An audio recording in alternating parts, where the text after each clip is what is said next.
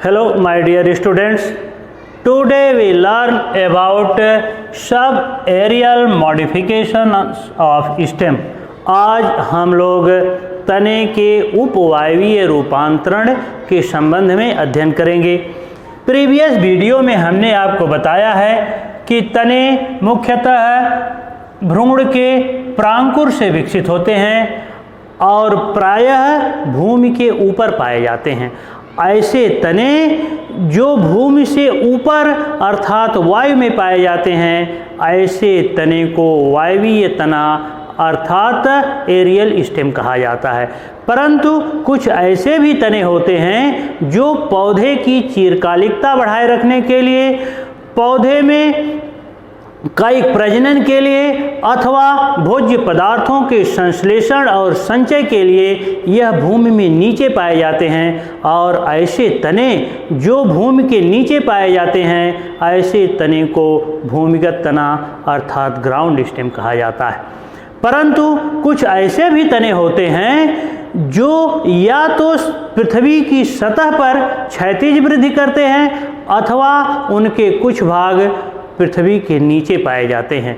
और ऐसे तने जिनका कुछ भाग पृथ्वी के नीचे और कुछ भाग पृथ्वी से ऊपर पाया जाता है, ऐसे तने को सब एरियल स्टेम अर्थात उपवायवीय तना कहा जाता है।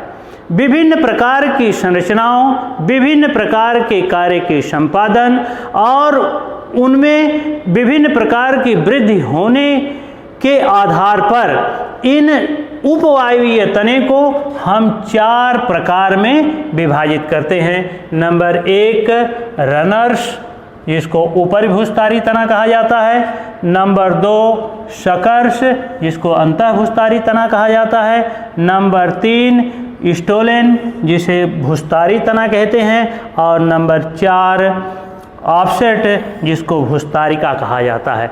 अब हम लोग इन एक एक तने के जो उपवायवीय रूपांतरण है, इसके संबंध में विधिवत अध्ययन करेंगे। आइए सर्वप्रथम हम लोग अध्ययन करते हैं रनर्स अर्थात भूस्तारिका के बारे में। जो भूस्तारिका तने होते हैं, यह पृथ्वी पर क्षैतिज वृद्धि करते हैं। चूँकि यह कोमल होते हैं, मुलायम होते हैं, इसलिए पृथ्वी पर यह सीधे खड़े अर्थात उच्छृत दशा में नहीं पाए जाते हैं। इसलिए यह पृथ्वी पर क्षैतिज वृद्धि करते हैं। और यह जो भूस्तारिका ऊपरी भूस्तारी तने होते हैं, यह पृथ्वी पर क्षैतिज वृद्धि करते हैं। चूँकि यह तने होते हैं, इसलिए इसमें पर्व तथा पर्वसंधियाँ पाई जाती हैं और इनकी पर्वसंधियों से नीचे की तरफ अनेक अपस्थानिक जड़ें निकलती हैं और ऊपर की तरफ इन पर्वसंधियों से ऊपर की तरफ इसमें वायवीय प्ररोह और पत्तियां इत्यादि निकलते हैं। यह पृथ्वी के क्षैतिज ऊपर, पृथ्वी के ऊपर क्षैतिज वृद्धि करते हैं, जैसे दूब घास और खट्टी बूटी, जिसको ऑक्जेलिस कहा जाता है।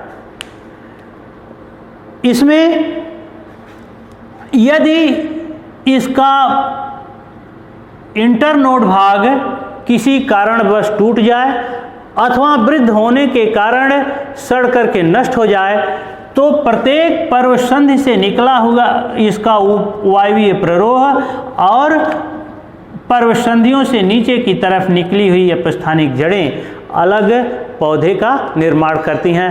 अर्थात प्रत्येक पर्वसंधि से निकले हुए इसके अपस्थानिक जड़ें और वायवीय प्ररोह अलग पौधे हैं, पृथक पौधे हैं। तो इस तरह से इन पौधों में क्षैतिज वृद्धि होती है।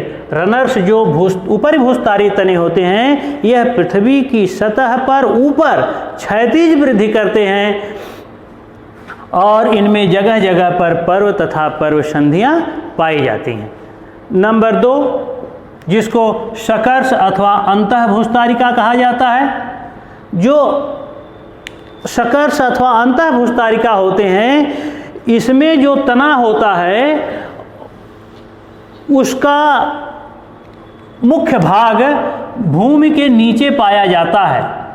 पृथ्वी पर यह इसका कुछ भाग पाया जाता है, वायवीय भाग पाया जाता है, यानी जो इसका मुख्य तना होता है यह पृथ्वी के नीचे क्षैतिज वृद्धि करता है, लेकिन आगे चल करके जो इसका वायवीय प्ररोह होता है यह भूमि से ऊपर उठने का प्रयास करता है। यह जो अंतःभूस्तारी तने होते हैं यह ऊपरी भूस्तारी तनों की अपेक्षा मजबूत और कठोर होते हैं, परंतु इतने मजबूत नहीं होते हैं कि वह उच्छीर्ष तनों की तरह पृथ्वी पर सीधे खड़े रह पाएं, और इसमें भी जगह जगह पर पर्व तथा पर्व संधियाँ पाई जाती हैं और पर्व संधियों से अपस्थानिक जड़ें निकलती हैं, लेकिन इसका अग्र छोर आगे चल करके पृथ्वी से ऊपर निकल करके वायवीय प्ररोह बनाता है और सीधे खड़े होने का प्रयास करता है। जैसे कि पुदीना, जिसका बॉटनिकल नेम मेंथा एरवेंसिस है, और गुलदाउदी यानी पुदीना और गुलदाउदी यह अंतःभूस्तारी तने के महत्वपूर्ण उदाहरण हैं। इसके बाद उपवायवीय तने का तीसरा प्रकार जिसको हम स्टोलन कहते हैं, आइए उसके संबंध में हम लोग जानें। जो स्टोलन होते हैं यह तने क्षैतिज वृद्धि करते हैं, पृथ्वी के नीचे यह क्षैतिज वृद्धि करते हैं, लेकिन इसमें जगह जगह पर बहुत सारी शाखाएं निकलती हैं। इन पर्व संधियों पर नीचे की तरफ अपस्थानिक जड़ें निकलती हैं जो भूमि से जल एवं जल में घुलित खनिज लवण का अवशोषण करती हैं। जो इसका वायवीय भाग होता है इस पर बहुत सारी पत्तियां पाई जाती हैं और पत्तियां हरी होती हैं, प्रकाश संश्लेषण क्रिया में भोज्य पदार्थ का निर्माण करती हैं। लेकिन यदि यह इसका पर्व भाग टूट करके अलग हो जाए तो यह अलग अलग नए पौधे का निर्माण, स्वतंत्र नए पौधे का यह निर्माण कर लेते हैं। जैसे ड्रेसिना और कोलोकेशिया यह स्टोलन अर्थात भूस्तारी तने के महत्वपूर्ण उदाहरण हैं। इसके बाद उपवायवीय तने का जो चौथा प्रकार है, जो काफ़ी महत्वपूर्ण प्रकार है इसका, उसको ऑफसेट अर्थात भूस्तारिका कहा जाता है। यह जो भूस्तारिका होते हैं यह भी पृथ्वी में क्षैतिज वृद्धि करते हैं। पृथ्वी के अंदर इसका मुख्य तना क्षैतिज वृद्धि करता है, लेकिन जो इनके पर्व होते हैं वह काफ़ी छोटे छोटे होते हैं। इनके जो पर्व होते हैं वह काफ़ी छोटे छोटे होते हैं और इनमें पृथ्वी से ऊपर पत्तियों का गुच्छा पाया जाता है, पत्तियों का ऐसे गुच्छा पाया जाता है इनमें, और इनके पर्व छोटे होते हैं। पर्व संधियों से नीचे की तरफ अनेक रेशे जैसी अपस्थानिक जड़ें निकली रहती हैं जो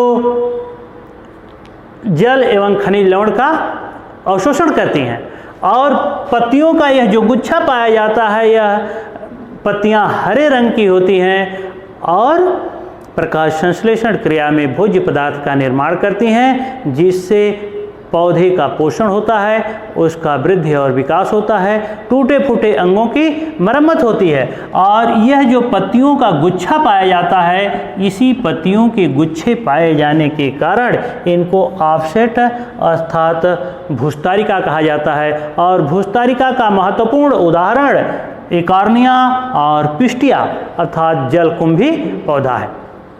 यह पौधे जल का बहुत अधिक अवशोषण करते हैं। इकॉर्निया को तो समुद्र शोख कहा जाता है, क्योंकि यह नीचे से जल का बहुत अधिक अवशोषण करते हैं और पत्तियां के गुच्छे इसमें पाए जाते हैं, इसलिए इनसे होकर के वाष्पोत्सर्जन की क्रिया भी बहुत अधिक होती है। पत्तियां हरी होती हैं, प्रकाश संश्लेषण क्रिया में भोज्य पदार्थ का निर्माण करती हैं, जिससे पौधे का वृद्धि एवं विकास होता है, टूटे फूटे अंगों की मरम्मत होती है।